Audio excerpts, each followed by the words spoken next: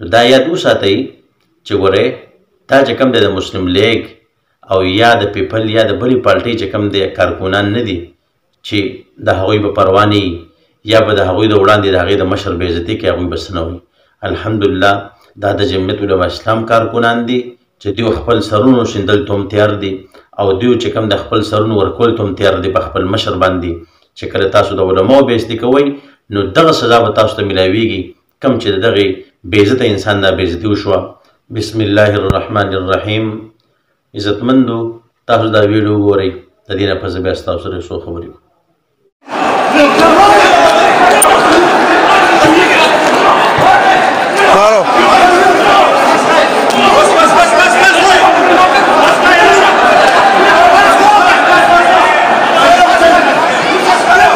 عزتمندو تاسو دا ویډیو کتله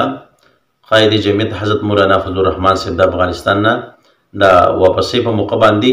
اسلام آباد په ایرپورټ باندې را روانو او دغلته به چې کوم دی یو کس به غلطه ناره والي نو دغه خلکو چې کوم دی ښه غربولی دی. دا یاد وساتئ چې ګورئ دا چې کوم دی د مسلم لیگ او یا د پیپل یا د بلې پارټۍ چې کوم دی کارکونان نه دي چې د هغوی به پروا نه یا به د هغوی د وړاندې د هغې د مشر بې عزتي کوي هغوی به څه نه وایي. الحمدلله دا د جمعیت علما اسلام کارکونان دي دوی خپل سرونو شیندل ته هم تیار دي او دوی چې کوم د خپل سرونو ورکول ته هم تیار دي په خپل مشر باندې چې کله تاسو د علماو بې عزتي کوئ نو دغه سزا به تاسو ته میلاویږي کوم چې د دغې بې عزته انسان نه بې عزتي وشوه او دغې پټکو والے خلکو چې کوم دی ښه وغربو. ولې وغربو؟ دې په دغې بې ادبۍ باندې د ده چې کوم دی په دغې که مسلطوب باندې